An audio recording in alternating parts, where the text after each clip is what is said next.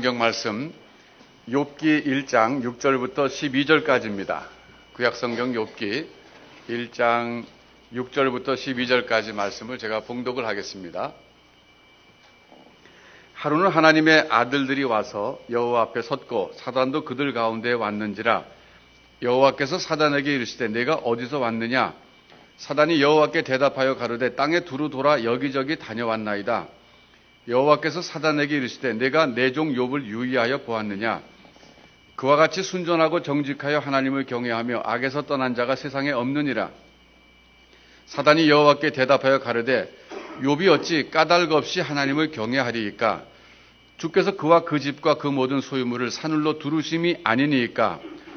주께서 그 손으로 하는 바를 복되게 하사 그 소유물로 땅에 널리게 하셨음이니이다. 이제 주의 손을 펴서 그의 모든 소유물을 치소서. 그리하시면 정령 대면하여 주를 욕하리이다. 여호와께서 사단에게 이르시되 내가 그의 소유물을 다 내 손에 붙이노라. 오직 그의 몸에는 내 손을 대지 말지니라. 사단이 곧 여호와 앞에서 물러가니라.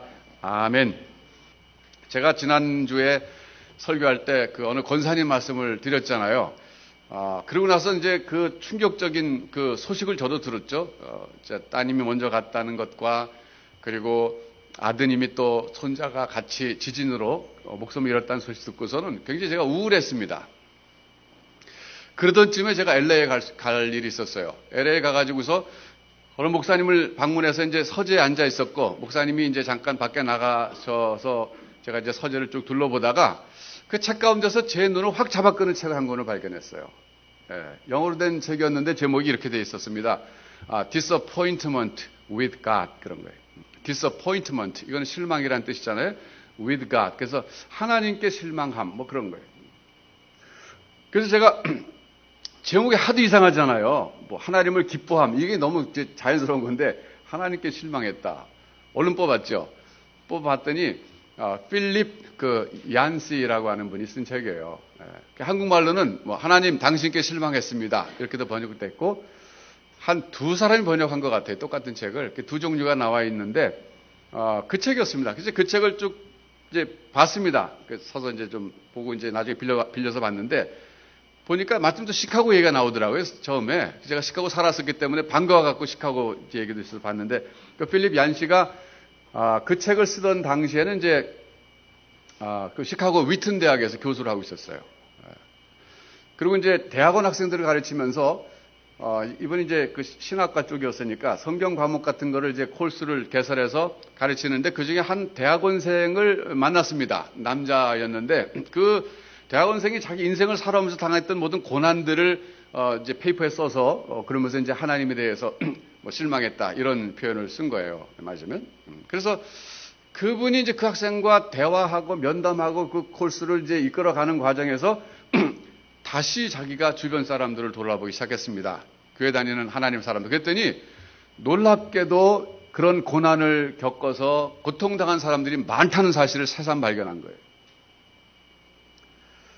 그래서 욥기에 관한 책을 썼습니다. 이분이 욥기에 관한 이제 욥기를 자기가 해석한 거예요. 그리고 제목을 붙이려고 생각하다가 뭐라고 붙였냐면 바로 Disappointment with God이라고 붙이기를 한 거예요.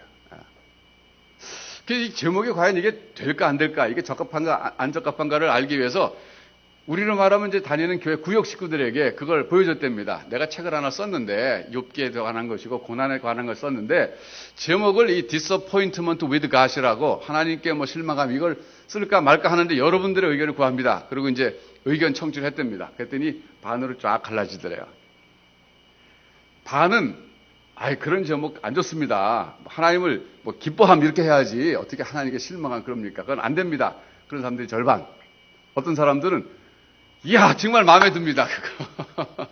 왜? 나도 실망했기 때문에 그렇다는 거예요. 그래서 필립 얀시는 그 제목을 택한 거예요. 그래서. 근데 여러분, 저도 이제 그 권사님의 고난 당한 것을 계기로 해갖고 이 안테나를 세워가지고 제 주변에 있는 성도들의 그런 고난을 이제 수집하기 시작했어요. 그랬더니 정말 의외로 적지 않아요. 그러니까 교회 나올 때는 이제 옷도 참 잘 차려입고, 그리고 이제 얼굴도 이제 환하게 이제 미소 연습도 하고 이제 거울 보고 웃는 연습도 하고 이제 나와서 이제 앉아있지만 사실은 그 가면 쓴 거고, 속에는 막 하나님께 대해서 막 섭섭함, 원망, 불평, 실망감 이런 거를 감추고 나와 있는 사람들이 많다는 거예요. 예. 그 필립 얀시 얘기도 그래요. 저도 이제 그 이후에 그런 상황들, 이제 그런 소식들을 이제 들어올 때마다 제가 접수를 해놨는데, 최근에 제가 들은 건 뭐냐면, 아까 말씀드렸지만, 그 선병정 집사님과 함께 이제 장흥 제가 이제 목요일 날부터 금요일 1박 2일로 갔다 왔잖아요. 예, 갔다 오면서 장장 한 8시간 이상을 같이 차 타고 가니까 뭐 여러 가지 얘기 많이 했어요. 근데 그 얘기를 제가 두 번째 들었는데 무슨 얘기냐면, 자기 그 장흥에 살던 자기 선배 얘기 하더라고요. 그 선배가 자기를 정말 도와주고 좋은 선배래요. 그 의사고 그 지역에서는 정말 잘 나가는 의사였답니다. 그런데 너무 사람이 착하다 보니까 다른 사람에게 빚 보증을 섰대요. 그랬는데 그 빚이 100억이었답니다. 100억을 다 맞았대요. 하루아침에 다 파산한 거예요. 그래갖고서는 그거를 지금도 갖고 있대요. 뭐 십몇 년 됐는데, 뭐 파산 선고하면은 뭐 금방 자기 책임 회피한답니다. 근데도 그냥 지금도 계속 갖고 있는데, 그리고 그런 일이 일어나고 얼마 안 있다 그 아들이 참 뭐 굉장히 똑똑한 아들인데 이 백혈병에 또 걸렸답니다. 치료 받아야 되는데 돈이 없어갖고 장흥 사람들이 돈을 모아줬대요. 또 그 사람 돈 없다는 거 알고. 그래서 이제 치료 받았는데 한 번 받았는데 또 잘 안 돼갖고 또 두 번 또 받고 그래서 이제 겨우 살아났답니다. 얼마 지났는데 그 와이프가 또 암에 걸렸대요. 암에 걸려갖고 또 뭐 중릉 산에 가또 살았대요. 얼마 지나서 또 그분이 암에 걸렸대요. 또 4기인가 뭐 그런 줄 알았더니 보니까 또 3기라 그래서 또 살았대요. 제가 그분 그랬어요. 형님 이거 진짜 이거 너무 하는 거 아닙니까? 그랬더니 아니야 난 진짜 기대가 돼. 도대체 하나님이 내 인생을 어떻게 인도하시나 기대가 돼. 그러더래요. 대단한 분이죠. 대단한 분. 제가 이제 미국에 있을 때인데요. 제가 고난 세미나라는 거 있어요. 고난 세미나. 제목을 아예 고난 세미나 그래서 사람 모집했어요. 예, 고난 많이 당한 사람 모여보자. 모였더니 한 3, 40명 모였어요. 그래서 우리 찰스픽 베이가 있고 거기 수양관이 있었거든요. 수양관 갔어요. 가서 이제 고난 세미나를 하는데 자기 고난 당한 얘기를 쭉 하는 거예요. 그 중에 한 분이 그러더라고요. 목사님 저는요. 이제 그 베들교 다니기 전에 조그만 그 다른 이제 이민교 다닐 때인데 거기에서 성가대 했답니다. 성가대를 했는데 아들 하나 데리고 성가대 연습하러 갔는데 그 아들이 뭐 5살인가 6살밖에 안 돼요. 조그만. 그런데 자기가 성가 연습을 하는데 그 예배당에 야외 그 풀장이 하나 있었대요. 풀장. 그러니까 애들이 거기서 막 노는 거예요. 이제 엄마 아빠는 성가 연습하고 일찍 왔으니까 뛰어노는 거예요. 그러다가 자기 성가 연습을 하는데 애가 빠져 죽은 거예요. 죽은 거예요. 그러니까 기가 막힌 거 아니겠습니까? 그게? 아니 뭐 주일 성수를 하지 않고 애 데리고 어디 물가에 놀러 갔다가 애가 죽은 것도 아니고 내가 하나님께 내가 찬양하기 위해서 연습을 하고 있었는데 왜 나는 하나님을 위해서 찬양을 연습했는데 하나님 왜 내 아들을 안 돌봐 주셨는가? 잠깐 물에 빠졌다 살아나면 괜찮은데 왜 데려가시는 거예요? 그 몇 년이 지났는데 그 형제가 그 집사님이 지금 많이 이제 정리가 됐지만 아직까지도 그 섭섭함과 의문은 사실 있는 거예요. 근데 그 이후에 하나님이 정말 잘생긴 아들을 또 주셨어요. 그러니까 제가 봤을 땐 제가 그 아들을 봤죠. 그러나 참 제가 그분을 존경하는 것은 그럼에도 불구하고 그 하나님을 떠나지 않는다는 게 얼마나 참 대단합니까? 그러니까 여러분 우리가요 조금 관심 갖고 이렇게 주변을 보면 정말 기가 막힐 웅덩이에 빠진 사람들이 있어요. 저는 그래서 그 필립 얀시의 그 책을 볼 때, 이 제목 마음에 든다 그랬어요. 왜냐면 저도 하나님께 실망했거든요. 자, 여러분 보세요. 이럴 때 이제 제목을 가지고 우리 한번 이제 불교하고 기독교하고 비교해 보면, 기독교는 그래도 disappointment with God은 붙일 수 있어요.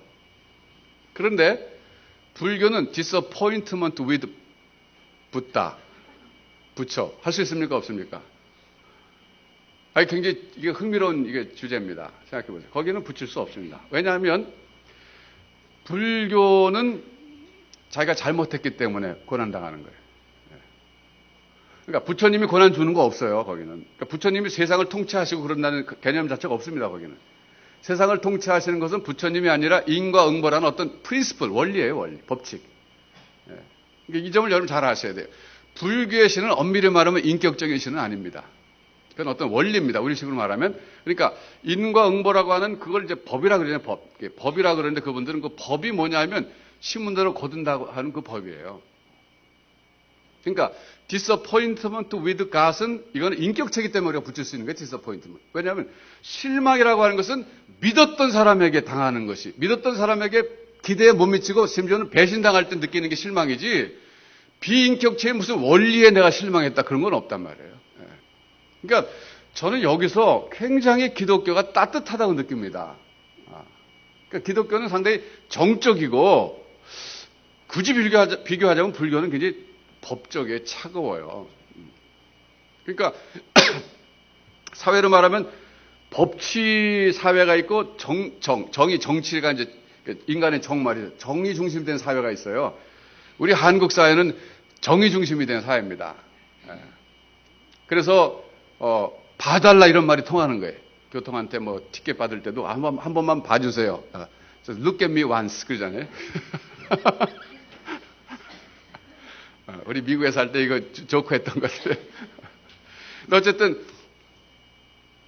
제가 이제 미국에 갔을 때 이제 문화 충격 가운데 하나가 뭐냐면 간지 한 3주 됐을까? 이제 면허증 막 따가지고 운전하는데 학교 안에서 운전했어요. 그 트리니티 신학교 안에서. 그런데 거기는 스탑 사인이 있으면 반드시 서야 됩니다. 그래서 우리가 어떻게 교육받았냐면 서가지고 하나, 둘, 셋 한 다음에 가라 그랬어요. 바퀴가 완전히 멈춰야 되는 거예요. 바퀴가 이렇게 굴러가는 듯 서는 듯 하면서 가면 그 티켓 받아요. 보통 100불 넘습니다. 비싼 돈이거든요. 그러니까 그 지켜요. 그런데 거기는 학교 안에 사거리가 있었는데 네 군데가 다 스탑 사인에서 다 쓰게 돼 있는데 거기가 마침 학교 스쿨버스가 애들을 내리고 태우는 곳이었어요. 그래서 제가 하루는 가는데 스쿨버스가 애들을 내리더라고요. 저는 약간 급했기 때문에 제가 이렇게 살짝 비껴갔더니 티켓 나온 거예요. 50불 내는 거, 50불. 가난한 유학생이 50불이 어디 있어요? 그러니까 얘기했죠. 나 한국에서 온 지 3주밖에 안 돼서 몰라서 그랬다 그랬더니 그 사람이 뭐라 했는지 아세요? 모르는 것도 죄입니다. 잘못입니다. 그러니까 모르는 게 죄라는 거예요. 그게. 잘못한 거라는 거예요. 잘못했으니까 벌을 받아야 된다는 거예요. 그래서 한참 얘기했더니 그러면 25불만 내라 그러더라고요. 까졌어요. 여러분, 제가 미국 살면서 느꼈던 것은요, 거기는 법이 집행되는 사회예요. 근데 그게 참 어떨 땐 좋아요. 제가 살아보니까 법대로 하는 게 참 좋다는 생각이 들어요. 일단은. 왜냐면 그게 기준이 돼야 되니까. 근데 어떨 때는 법대로 할 때 섭섭할 때가 있더라고요. 예를 들면 몰라서 그랬을 때 어떤 법의 정신 갖고 좀 해줬으면 좋겠다 그러는데 법대로 하니까 이게 안 되는 거예요. 이게 섭섭한 거예요. 그 다음에 한 번은 이제 몇 년 지났을 때, 제가 운전한 게 아니라 이제 다른 우리 신학생 전생님 운전하고 이제 그 고속도로를 하이웨이를 달리게 됐는데 좀 약간 과속을 했어요. 그랬더니 폴리스가 막 따라왔습니다. 따라와서 경찰이 세웠어요. 그래서 섰죠. 그랬더니 면허증 달라 그러니까 이제 그 운전했던 신학생이 줬어요. 근데 그분이 성이 권씨였어요. 권 씨는 한국성밖에 없거든요. 그 사람이 나는 이제 그 운전석 바로 옆좌석에 앉았으니까 그 경찰이 안 보이죠. 이렇게 여기까지만 보이잖아요. 얼굴은 안 보이는데. 근데 갑자기 그 경찰이 Are you Korean? 그러더라고요. 그러니까 운전석에 있던 사람이 우리 그 권이라고 하는 전사가 Yes 그랬더니 just slow down 그러면서 이게 주고 가더라고요. 면허증 주고 가더라고요. 그 사람이 한국계 경찰이었어요. 그러니까 그 사람도 이제 여기 동양인이니까 이제 누군지 몰랐지만은 면허증 보니까 이게 권씨니까 권씨는 한국성밖에 없거든요. 그러니까 봐준 거예요, 소위 말하면. 그러니까 잘못했지만 그냥 봐주는 그것 자체가 뭐 법을 어긴 거지만 그래도 인간미가 있잖아요, 그게. 여러분은 법이 잘 지켜지는 사회에서 살겠습니까? 정으로 통한 사회에서 살고 싶습니까? 예? 저는 왔다 갔다 하면 살고 싶어요. 근데 어쨌든요, 제가 말씀드리고 싶은 그 요지는 뭐냐면, disappointment with God이 저는 더 인간미가 있다 그거예요. 오히려 disappointment with 법 그러면 법에 대해서는 우리가 할 말이 없어요. 일단 법을 지켜야 되는 거예요, 법을. 네. 여러분, 이 욥기가 다루고 있는 주제가 있습니다. 아주 전통적인 주제인데 그건 뭐냐면 신정론이라는 신정론. 귀신 신자에다가 발을 정자에다가 일어날 때 논자입니다. 신정론은 뭐냐면은 이겁니다. 의로우신 신이 세상을 통치하신다고 하는데 왜 악인이 득세하느냐 그거예요. 의로우신 신이 세상을 다스리시는데 왜 의인이 복을 받지 않고 악인이 더 득세하고 잘 되느냐? 이 문제가 신정론의 핵심적인 주제입니다. 여기에 대해서 전통적으로 두 가지 대답이 있습니다. 근데 이 두 가지 대답 다 저는 만족할 수 없어요. 첫 번째 대답은 뭐냐면, 그렇다면 그 신은 의롭지 않다, 이거예요. 악하다, 그 신이. 악하기 때문에 의인이 복을 받지 못하고 악인이 잘 되는 거다. 논리적으로 거기에 결론을 갔어요. 결론을 갔는데, 그 신은 그럼 의롭지 않다, 이거고. 이건 동의할 수 없죠. 두 번째 뭐냐면, 그렇다면 그 신은 의로운데 무능하다. 의로운데 의인을 복을 주고 악인을 벌 줄 수 있는 능력이 없는 거예요. 마냥 착하기만 한 거예요. 그것도 동의할 수 없어요. 왜? 성경은 말하기를 하나님은 의로우시고 하나님은 전능하시다 말하기 때문에 그래요. 그러니까 논리적으로 이제 이게 문제가 되는 거예요. 그렇다면 의로우시고 전능하신 분이 세상을 다스리는데도 불구하고 왜 그렇다면 의인이 잘 돼야 되고 악인이 벌을 받아야 되는데 이거 세상 거꾸로냐 이거예요. 이 문제는요, 오랜 동안 여러 사람들에게 있었던 숙제였습니다. 이 문제를 가지고 씨름했던 대표적인 사람 또 하나가 누구냐면 바로 하박국 선지자예요. 여러분, 하박국 한번 가서 보겠습니다. 잠깐 먼저 살펴보고 우리가 또 지나가겠는데, 하박국. 네, 하박국은 이 구약성경 1302페이지쯤에 있습니다. 보세요. 네.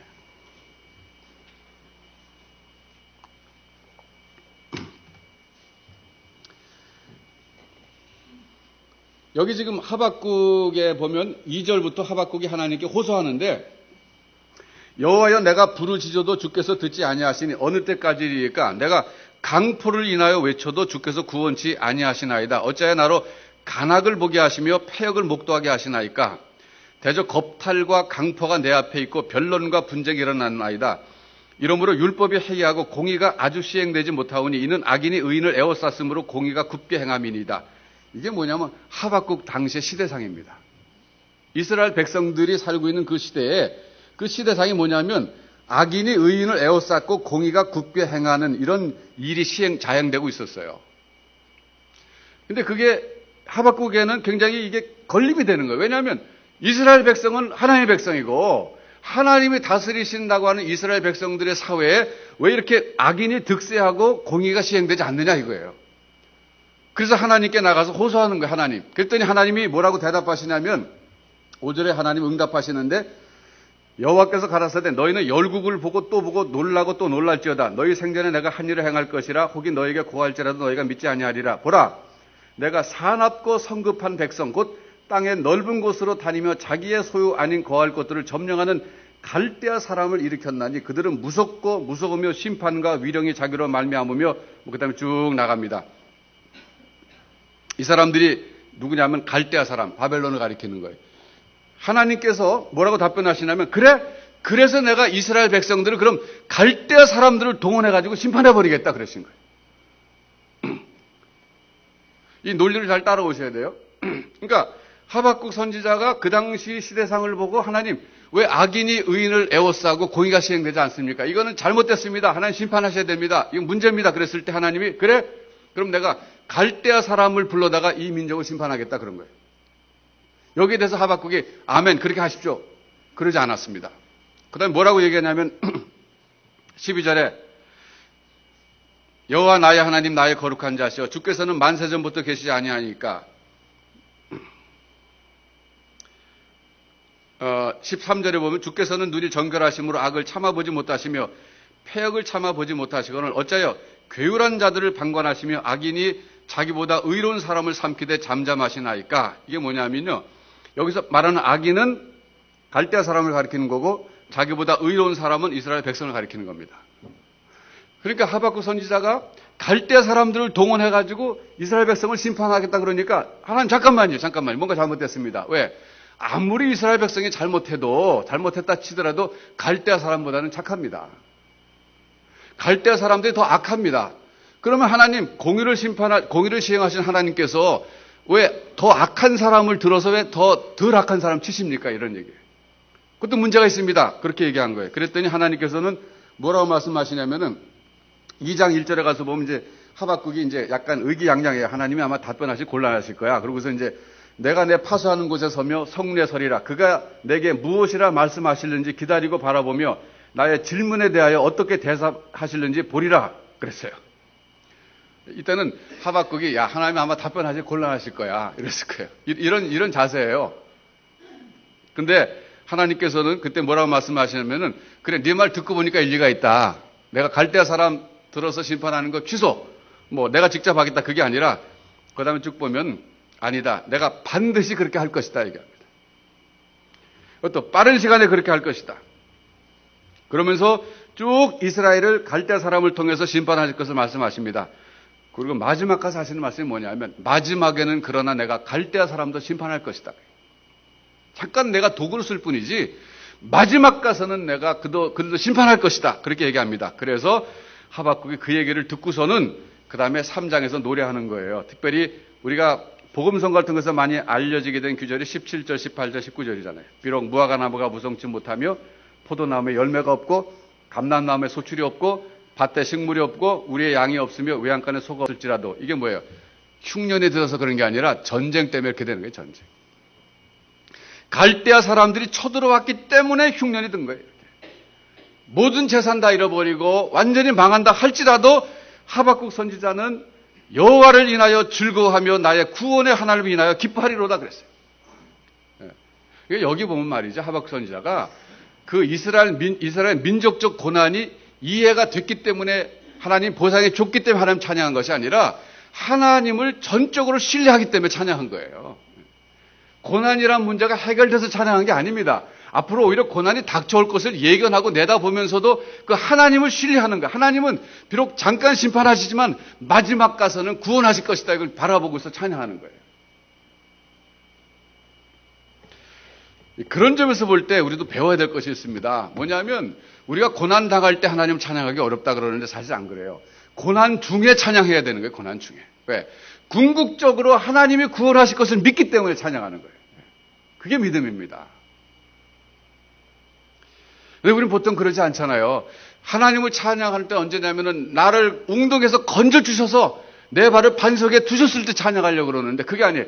웅덩이 속에서 찬양해야 되는 거예요. 내가 캄캄한 밤중에 하나님을 찬양해야 되는 거예요. 그게 진정한 찬양입니다. 구원을 바라보고 하는 찬양이에요. 믿음의 찬양이에요. 여러분 이렇듯이 하박국 선지자가 하박국에서 다루고 있는 것은 바로 신정론 문제예요. 그러니까 이 신정론 문제는 아주 오래된 문제예요. 오래된 문제예요.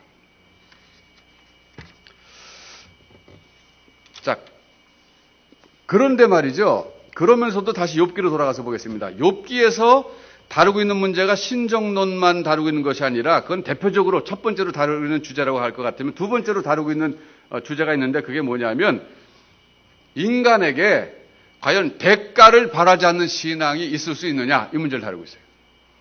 굉장히 중요한 이슈입니다. 자, 여러분 욥기 1장으로 가서 한번 보겠습니다. 욥기 1장에 보면 사단이 하나님 앞에 나타나는데 이건 하나님의 어전회의라고 그럽니다. 하나님이 왕으로서 다스리시는 어전회의. 거기에 이제 사탄도 등장해갖고 세상을 두루두루 돌아다니고 왔는데 하나님 물어봅니다. 자, 욥을 봤느냐? 욥처럼 순전하고 정직하고 하나님을 경외하며 악에서 떠난 자가 세상에 없느니라 하고 하나님이 욥을 자랑했습니다. 그랬더니 사탄이 그 말 듣고 맞습니다. 하나님. 욥은 정말 하나님을 경외하는 사람입니다. 그러지 않고 뭐라 그랬냐면 하나님 까닭 없이 욥이 하나님을 경외하겠습니까? 욥이 하나님을 경외하는 데는 반드시 까닭이 있습니다. 9절에 보면 욥이 어찌 까닭 없이 하나님을 경외하리이까? 그럼 그 무슨 까닭이냐? 10절에 보니까 하나님께서 그와 그 집과 그 모든 소유물을 산울로 두르시고 복을 주시기 때문이 아니겠습니까? 그랬어요. 그러니까 사탄이 욥의 하나님을 경외하는 그 신앙을 바라볼 때는 하나님이 잘해 주시니까 하나님을 경외한다 이렇게 본 거예요. 만일에 잘못해 주시면 금방 떠날 겁니다. 이렇게 얘기한 겁니다. 자, 바로 여기서 나온 것이 그거예요. 우리 인간이 까닭 없이 하나님을 경외할 수 있을까? 이 까닭 없이라고 하는 것은 대가를 바라지 않고 그런 뜻이에요. 다른 말로 얘기하면은 이해관계를 떠나서 그런 뜻입니다. 여러분 최고의 신앙은 대가를 바라지 않는 신앙입니다. 여러분이 대가를 바라지 않는 신앙인이 되시기를 주님의 이름으로 축원합니다. 정말 이건 중요한 거예요. 여러분, 신학이라고 하는 것을 관계라는 말로 한번 바꿔보세요. 신앙. 하나님에 대한 신앙은 하나님과의 관계입니다. 그런데 지금 사탄이 욥에 대해서 분석해서 말하는 건 뭐냐면 욥이 하나님과 관계가 좋다는 거예요. 맞죠? 하나님을 경외한다는 것은 하나님과 잘 지낸다, 관계가 좋다 그거잖아요. 근데 관계가 좋은 데는 이유가 있다는 거예요. 하나님 당신이 주는 게 많지 않습니까? 욥이 하나님에게 붙어 있기만 하면 자기도 잘 되고 집도 잘 되고 사업도 잘 되고 자녀도 잘 되는데, 아니 하나님 안 믿을 이유가 어디 있습니까? 하나님과 관계를 좋게 유지하지 않을 이유가 어디 있습니까? 이렇게 지금 대들고 나선 거거든요. 거기에 대해서 하나님께서는 욥은 그렇게 나를 나하고 맺은 관계가 이해관계가 아니다. 그냥 나를 경외하는 것이다. 자, 여러분 생각해 보세요. 여러분의 신앙이 대가를 바라지 않는 신앙입니까? 대가를 바라는 신앙입니까?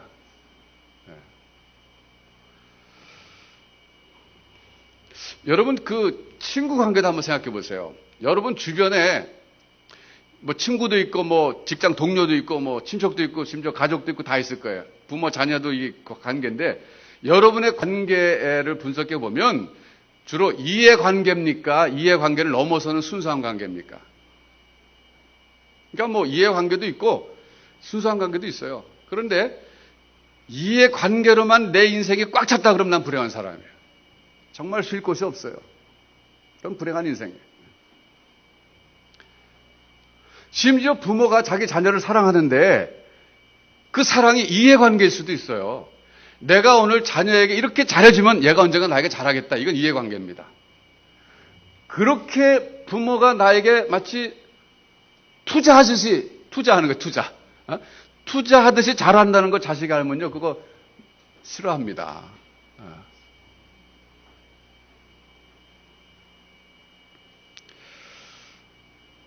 하나님과의 관계도 마찬가지예요. 내가 하나님께 이만큼 하면 하나님 나에게 이렇게 해주시겠지. 이건 이해관계. 그러니까 소위 기복신앙이 있잖아요. 기복신앙.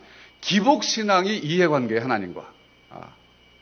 근데 이제 욥기에서 다루고 있는 문제는 뭐냐면 우리의 신앙이 그런 기복신앙을 뛰어넘어야 된다는 거예요. 즉 하나님과 어떤 이해관계를 뛰어넘어서 정말 순수하게 하나님을 사랑할 수 있느냐 이게 우리가. 욥은 그걸 보여준 거예요. 결국은. 그러니까 이런 신앙을 우리가 사모해야 됩니다.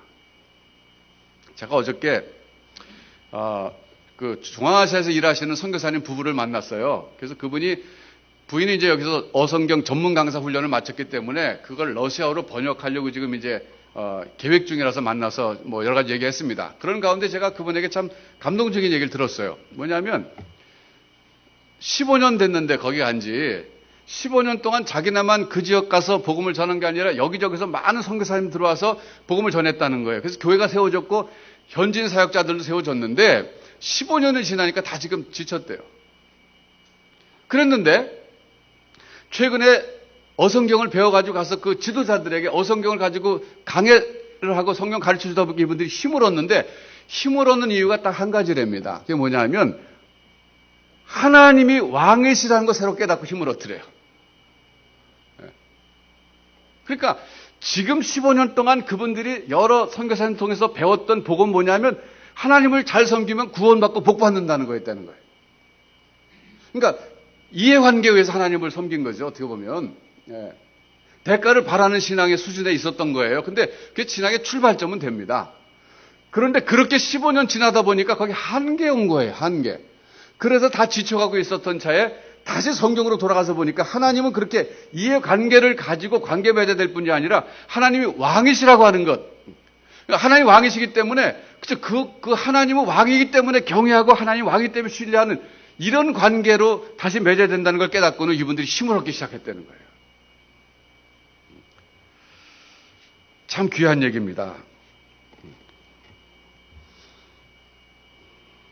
여러분 이제 저는 어렸을 때 평안교회에서 자라나면서 우리 이성택 목사님한테 들었던 설교가 몇 편 생각나는 게 있어요. 왜냐하면 하도 많이 강조했기 때문에. 그래서 그게 참 제게는 굉장히 어떤 화두가 됐어요. 화두. 아, 정말 그래야 되겠다 하는. 그래서 제가 여러분에게 설교를 한 얘기 또 하고 한 얘기 또 하는 것은 저도 그래서 도움받았기 또 그러는 거예요. 여러분이 나중에 이순근 목사가 맨날 뭐 그거 했는데 그게 참 그렇구나 이렇게 깨닫게 달라고 올 거기 때문에 제가 한 얘기 또 하고 한 얘기 또 하고 그런 겁니다. 근데 제가 그때 들었던 설교 가운데 하나가 뭐냐 하면 그리 아니하실지라도의 신앙이에요. 그러니까 다니엘의 세 친구가 우상에게 절을 하지 않으면 뭐 푸른 풀 속에 들어가리라 그랬는데 절을 하지 않았잖아요. 그 들어가게 됐습니다. 그러니까 뭐라 그럽니까? 우리를 하나님이 그 속에서 건져주실 겁니다. 그러나 그리 아니하실지라도 나는 하나님 배반하지 않습니다. 참 멋있는 신앙 아닙니까? 이거는 대가를 바라지 않는 신앙이에요. 그러니까 대가를 바라는 신앙은 하나님 내가 지금 풀 속에 들어가면 나 건져주셔야죠. 그래 내가 하나님을 섬기죠. 이것이 대가를 바라는 신앙이에요. 이게 소위 기복신앙입니다. 그러나 그 대가를 바라지 않는 신앙은 뭐냐면 하나님이 건져주실 줄 난 믿습니다. 그러나 하나님이 설사 그리 아니하실지라도 난 하나님 믿겠습니다. 그거예요. 이거는 이미 이해관계를 넘어선 관계입니다. 여러분 친구 관계에 있어서도 내가 그 친구를 믿고 돈을 빌려줬어요. 나는 그 친구가 갚을 걸 나는 믿어요. 근데 갚지 않는다 할지라도 나는 그 친구를 사랑한다. 이게 진정한 우정이잖아요. 그러니까 이 가만히 보면 말이죠. 신앙이라고 하는 것은 사실 관계예요. 관계. 하나님과의 관계예요. 그러니까 내가 하나님을 내가 정말 신앙을 잘한다, 신앙이 좋다, 나쁘다는 건 뭐냐면 하나님과의 관계가 깊다, 낮다 그런 뜻이에요. 근데 하나님과의 관계 맺는 것이 대표적인 것이 두 가지가 있는 거. 하나는 이해관계가 있고 하나는 이해관계를 넘어선 적합한 말이 생각이 안 나요. 누가 좀 알려주세요. 이해관계가 아니고 그 다음 무슨 관계입니까? 그거가 상반되는 관계가. 생각나는 거 없어요? 이해관계가 아닌 거예요. 그러니까 그리 아니하실지라도 신뢰관계죠 물론. 그렇지만 이해는 돈이니까 나중에라도 생각나면 제게 좀 연락 주세요. 정리가 안 되고 조금 말이 하나 딱 있으면 좋겠어요. 제가 이제 20대 초반에 그 이성태 목사님한테 그리 아니하실지라도 그 신앙을 배웠어요. 그리고 평생을 생각하는 거예요. 참 좋은 말씀이다. 그리 아니하실지라도. 그러다 욥기에서는 그게 이제 대가를 바라지 않는 신앙이라는 걸 또 배우게 된 거예요.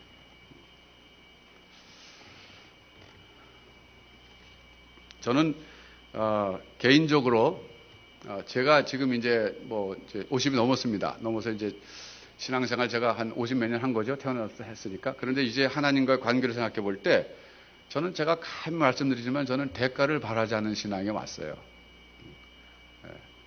제가 훌륭해서가 아니라 저는 깨달았기 때문에 그래요. 하나님을 저는 신뢰합니다. 그러니까 돌이켜보면 하나님이 제게 너무 많은 걸 주셨어요. 이미 대가를 너무 많이 주셨어요. 저는. 더 이상 저는 받고 싶은 게 없어요. 그러니까 저는 제가 한국 나와서 목회를 하면서도 우리 교회를 통해서 제가 목회 성공해 보겠다 그런 생각이 요만큼도 없어요. 목회 성공이 뭡니까 도대체? 저는 목회 성공에 아주 알레르기 반응을 일으킨 사람이에요. 그건 잘못된 용어예요. 목회 성공은 없습니다. 그럼 목사의 비전도 없어요. 목사의 비전이 어디 있어요? 주님의 비전이지. 우린 종인데. 종이 무슨 비전이 있어요? 주인의 비전만 있을 뿐이고 오직 충성만 있어야죠. 그리고 이 목회를 제가 다해교회를 하고 다해 다문학교도 하고 에즈마의 사역도 하고 또 생토 사역도 제가 좀 돕고 이러면서 여러 가지 지금 하고 있는데 이 모든 것들을 하나님이 시키셔서 하는 거예요. 사도 바울의 말씀처럼 나를 위해서는 저는 참 지금은 제일 좋아요. 제가 32년 했거든요, 목회를. 오래 했어요. 근데 그러는 가운데서 제가 깨달은 건 뭐냐면 진짜 하나님은 내게 은혜로우셨다. 많은 걸 주셨다. 저는 하나님께 제가 더 이상 달라 그러는 게 없습니다. 바라는 게 없습니다. 전 대가를 바라지 않아요. 그래서 제가 감사한 게 그거예요. 감사해요. 저는 감히 사도 바울이 말씀하신 것처럼 여러분들도 그런 신앙이 되시길 바라요. 뒤돌아보시면 됩니다. 하나님이 지금까지 여러분에게 많은 거 주셨어요. 많은 거 주셨어요. 이제는요, 대가를 바라지 않는 신앙으로 훌쩍 좀 올라가 보세요. 그러니까 그리 아니하실지라도 신앙, 그거예요. 그리 아니하실지라도 신앙. 왜? 내가 이제 하나님을 알기 때문에. 그만큼 하나님과 관계했으면 하나님 아실 만한 때 되지 않았어요, 여러분? 저는 하나님을 압니다. 저 나름대로 제 수준으로 알아요. 그분은 정말 신뢰할 만한 분. 진짜 자비로우신 분이시고, 은혜로우신 분이에요. 그분이 하는 일을 제가 다는 이해 못해요. 제가 어떻게 다 이해하겠습니까? 그분은 세상을 창조하신 분이시고 세상을 다스리는 분인데 그분의 그 능력이라고 하는 것은 엄청난 거예요. 여러분 한 분 한 분의 삶을 그분은 다 지금 컨트롤하고 계시는데 저는 이 중에 어느 한 사람의 삶도 컨트롤하지 못해요. 그 정도로 그분은 나하고 능력차게 있는 분인데 내가 그분이 하시는 일을 내가 어떻게 다 알겠다고 감히 질문하겠습니까? 다만 전 하나님을 믿어요. 어떤 일을 하나님이 하셔도 전 하나님을 믿어요. 그리 아니하실지라도. 여러분 정말 행복한 인생을 살기를 원한다면 하나님과의 그 관계부터 한번 정립해 보세요. 대가를 바라지 않는 신앙. 아무것도 바라는 게 없어요. 왜? 다 받았기 때문에. 내가 하나님의 은혜로 하나님의 자녀가 됐고 이미 구원은 받기로 하나님 약속해 주신 것이고 그럼 더 이상 바랄 게 뭐가 있겠어요. 이제는요 하나님께 충성하는 것밖에 없어요. 하나님 맡기신 거 열심히 하는 거예요.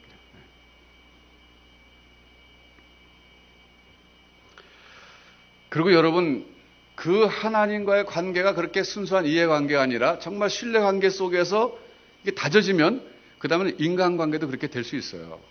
여러분 주변에 우리 교회 안에서도 성도들과의 관계도 그렇고 또 가족하고도 물론 그렇고 친구하고도 물론 그렇고 여러분 이 이해관계를 넘어서는 관계를 맺기 위해서 한번 노력해 보십시오. 그런데 그런 거는 하나님과의 관계가 이해관계가 아닌 사람으로 넘어선 사람들은 그게 쉽습니다. 점점 됩니다. 경험했기 때문에. 그게 뭔지를 알아요. 믿어주는 관계거든요. 하나님이 내게 다 주신 것처럼 나도 주려고만 마음 먹으면요. 섭섭한 게 하나도 없어요. 우리가 보통 인간관계에서 섭섭한 것은 뭔가 기대하기 때문에 그런 거예요. 기대하지 말고 그저 다 하나님이 내게 주신 것처럼 나도 주겠다고 방향을 잡아놓고 대인관계 맺으면요. 섭섭한 게 하나도 없습니다. 그러니까 하나님으로부터 그런 사랑을 받고 하나님과 그런 관계가 맺어지게 되면은 인간관계가 훨씬 수준이 높아져요. 사실은 그래요. 하나님 우리에게 일방적인 사랑을 주시잖아요. 그러니까 내리사랑이라고 내가 하나님 그런 사랑 받았기 때문에 나도 그 사랑을 배워서 이제 흉내내는 거예요. 완벽하지 못하죠. 완벽하지 못하지만 그래도 가능성이 있는 거예요. 자, 여러분.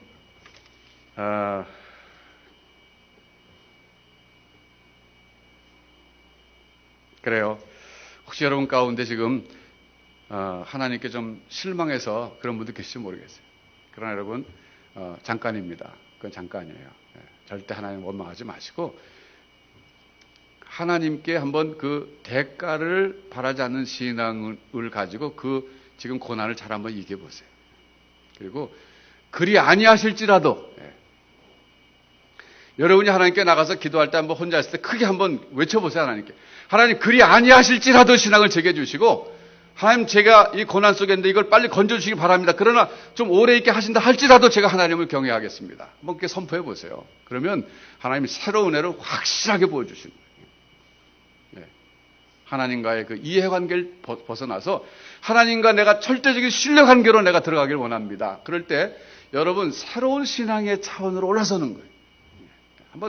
그걸 한번 경험해 보시기 바라요. 그럴 때 정말 여러분 새로운 인생을 사시게 될 겁니다. 그럴 때 여러분 마음속에 하나님 주신 평안이 있어요. 기쁨이 있어요. 힘이 생겨요. 여유가 생깁니다. 그래서 여러분 당한 고난을 승리할 수 있습니다. 기도하겠습니다.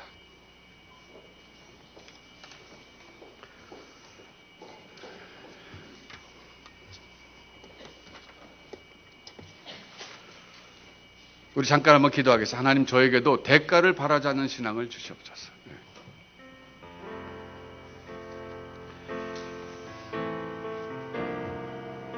내가 다 이해할 수 없는 상황이지만 그러나 믿음으로 하나님을 신뢰하게 하여 주옵소서. 하나님과 나의 관계가 이해관계가 되지 말게 하시고 신뢰관계가 되게 하여 주옵소서. 이제 같이 한번 기도하겠습니다. 하나님 아버지 시간 기도합니다. 하나님에 대한 나의 관계가 이해관계가 아니라 신뢰관계가 되게 하여 주옵소서. 다 이해할 수 없을 때라도 하나님을 경외하게 하여 주옵시고 철저하게 하나님을 신뢰하게 하여 주옵소서. 하나님 아버지 붙잡아 주시고 함께해 주셔서 새로운 신앙의 차원으로 올라서게 하여 주옵소서. 붙잡아 주시고 함께해 주옵소서.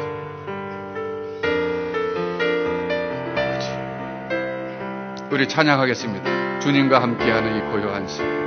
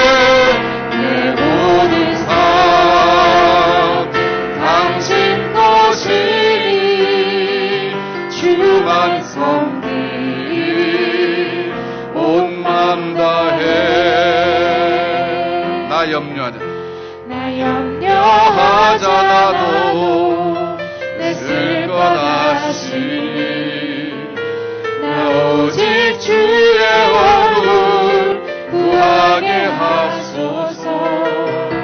나 이해할 수 없을 때라도 감사하며 날마다 순종하며 주 따르오리다.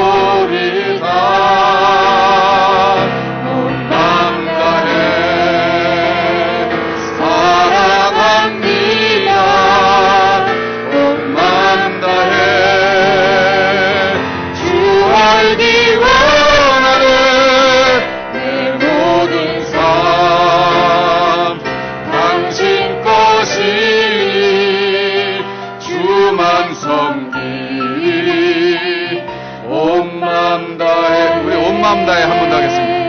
온 마음 다해 사랑합니다. 온 마음 다해 주 알기 원하네. 내 모든 삶 당신 것이니 주만 섬기 온 마음 다해. 여러분 이제 예수 믿은 지 다 오래되신 분들 많이 계실 거예요. 이제 신앙이 좀 더 자라나야 되는데 그 자라난다는 것이 결국은 하나님과의 관계가 이해관계를 떠나서 철저한 신뢰관계로 들어선다는 겁니다. 여러분 이왕 믿을까 한번 철저하게 믿어보세요. 철저하게 하나님 한번 신뢰해보세요. 정말 대가를 바라지 않는 신앙 가지고 하나님 앞에 한번 나가보세요. 하나님, 정말 저는 하나님 아무것도 바라지 않겠습니다. 하나님 나의 아버지가 되어주신 것만으로 만족합니다. 내가 하나님 자녀된 것 이것이 전부입니다. 감사합니다. 나를 죽이시든 살리시든 내 몸에서 그리스도만 존귀되길 바라고 나의 삶을 통해 하나님의 거룩한 뜻이 이루어진다면 소원이 없겠습니다. 나를 사용하여 주시옵소서. 이렇게 나갈 때 여러분 인생이 확 바뀝니다. 완전히 달라지는 거예요. 여러분 머뭇거리지 마시고 요단강 앞에 법궤를 맨 제사장들이 첫 발을 내딜 때가 두려울지 몰라요. 믿음의 첫 발을 하나님께 나가서 과감히 내디딜 때 놀라운 역사가 나타나는 거예요. 내가 절대적으로 하나님 신뢰하겠습니다. 이제 같이 한번 기도하겠습니다. 하나님 나에게 그런 신앙을 주옵소서. 같이 한번 기도하겠습니다. 하나님 아버지, 이 시간 기도합니다. 나에게도 그런 신앙 허락하여 주옵소서. 절대적으로 하나님을 신뢰하게 하여 주옵소서. 이해관계를 넘어서게 하여 주옵소서. 하나님 아버지, 믿음의 첫 발을 내딛게 하여 주옵소서. 머뭇머뭇거리지 말게 하여 주옵소서. 믿음으로 하나님 바라보게 하여 주옵소서. 신뢰하게 하여 주옵소서. 고난 중에 하나님을 찬양하게 하여 주옵소서. 하나님을 바라보게 하여 주옵소서. 요동치 않게 하여 주옵시고 하나님께 가서 주시는 위로로 충만케 하여 주옵소서. 나의 영혼이 잠잠히 하나님만 바라며 찬양하겠습니다.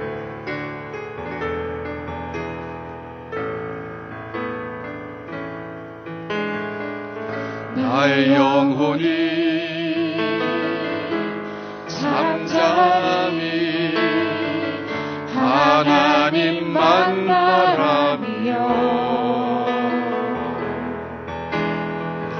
나의 구원이 그에게서 나는도다.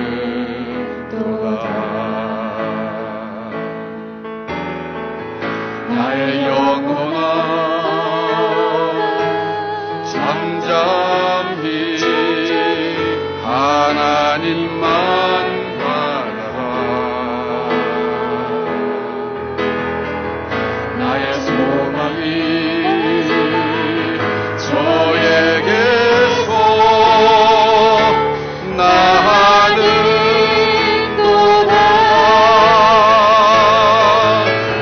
주만이 나의 반석, 나의 구원이시니. 주만이 나의 산성, 내가 요동치 아니하니. 나의 영혼이 간절히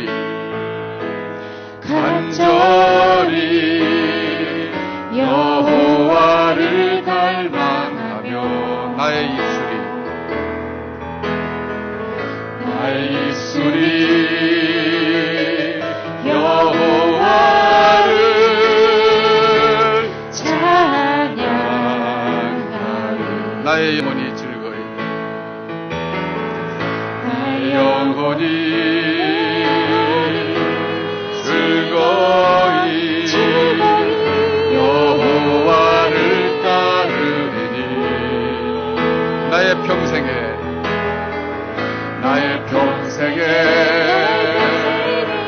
여호와를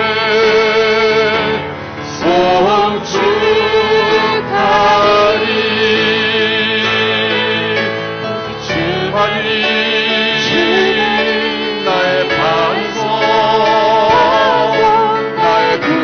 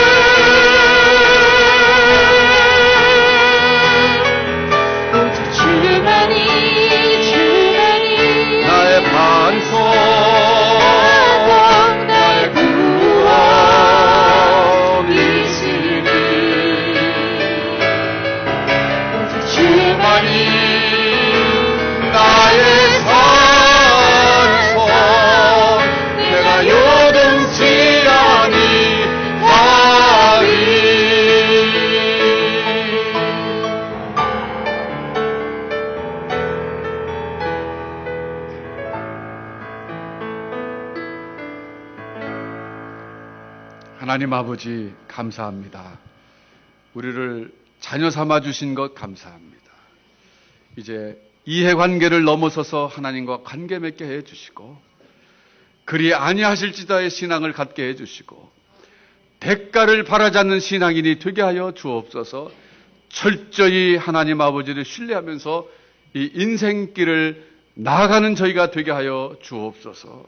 예수님의 이름으로 기도하옵나이다. 아멘.